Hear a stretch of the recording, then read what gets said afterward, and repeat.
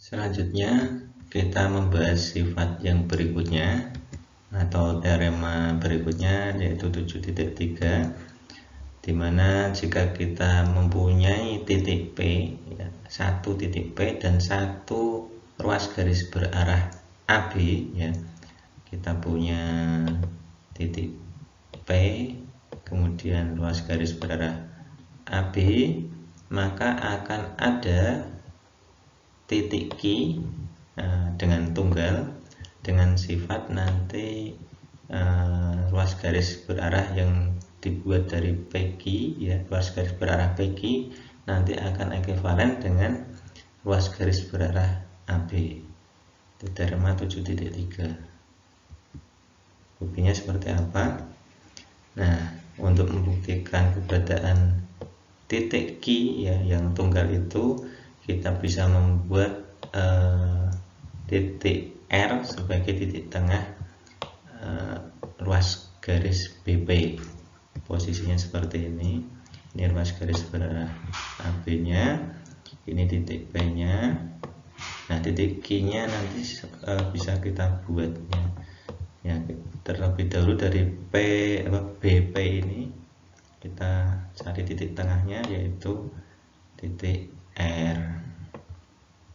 Nah, dari titik R ini kita bisa membuat pemetaan setengah putaran dengan poros R, yaitu SRA. Kita bisa petakan A, SRA nanti menghasilkan titik Q. Nah, itu nanti kita peroleh ruas garis berarah AB ekuivalen dengan PQ atau ruas garis berarah PQ ekuivalen dengan AB. Sehingga di sini selanjutnya apakah Q itu tunggal? Kita bisa mengandaikan ada ruas garis berarah yang lain yaitu PT, PT yang juga ekuivalen dengan ruas garis berarah AB. Nah, maka tadi SRA ini menghasilkan T misalkan, tadi kan asalnya Q, ini misalkan ini hasilnya T, maka R ini titik tengah BP, dan di sini peta A oleh SR ini juga tunggal. Ini kenapa tunggal?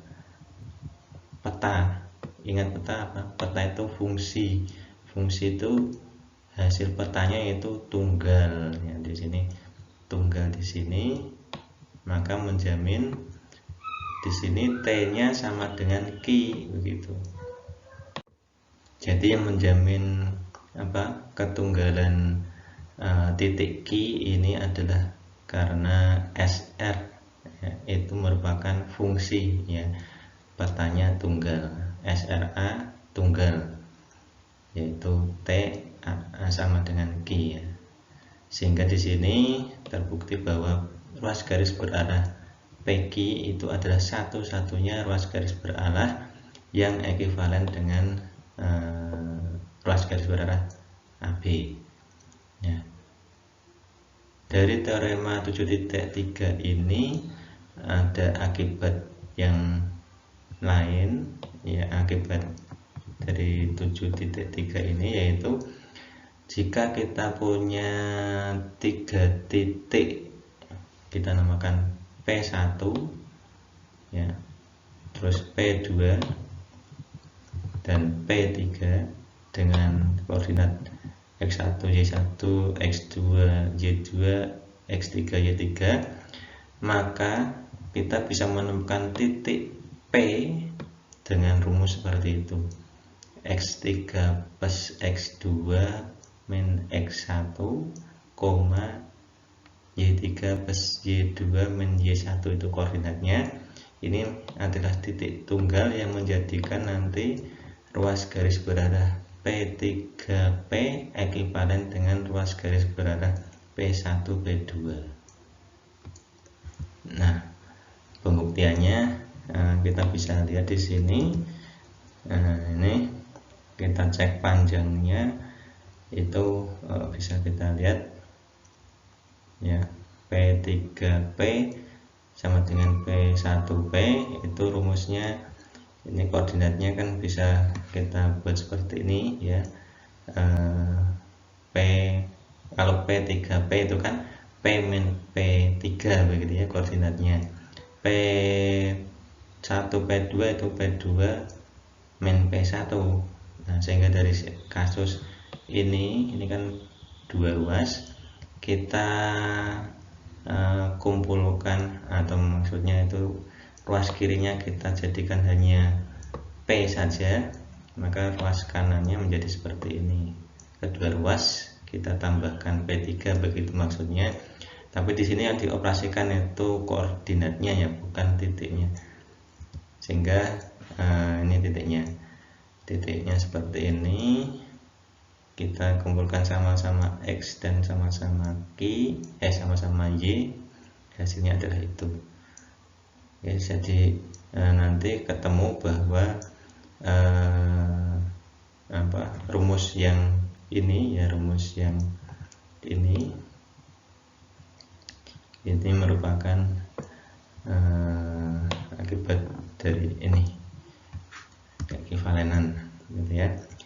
Jadi titik P nya bisa kita tentukan sehingga nanti dia menjadi dua ruas garis berarah yang ekivalen. Itu akibat.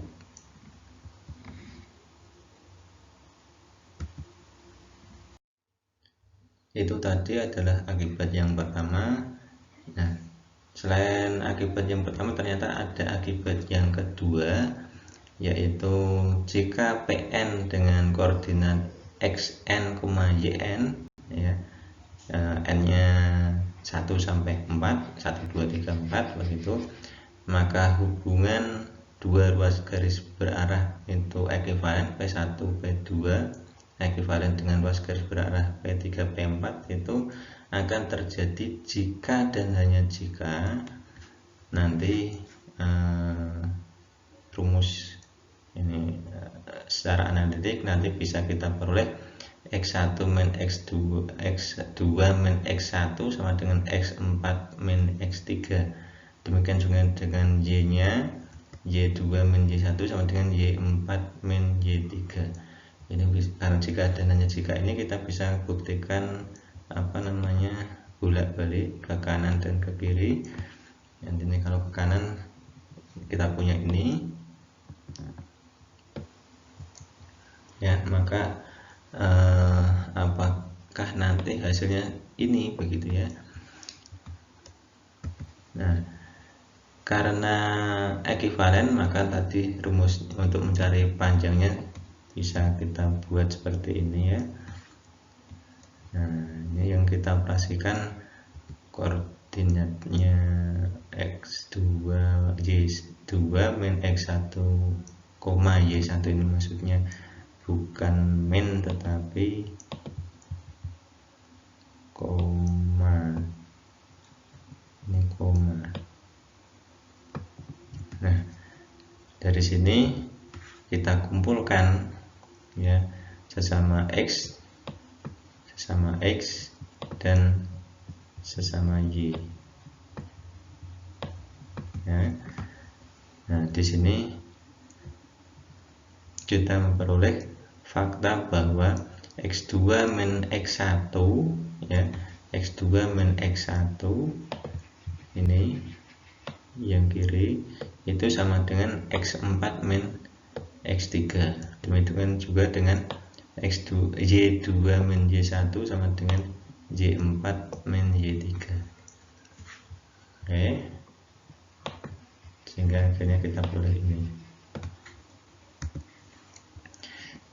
Dan sebaliknya dari kanan ke kiri, jika kita punya hubungan ini, maka nanti akan kita peroleh bahwa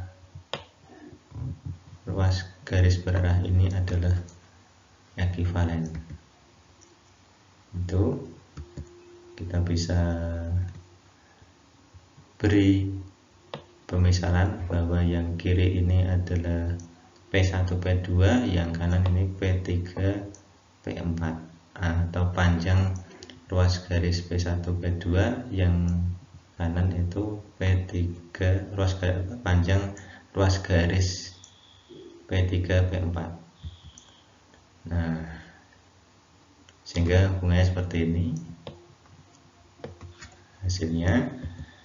Kemudian dari ini kita bisa lanjutkan ke koordinatnya, begitu ya, kita kembalikan.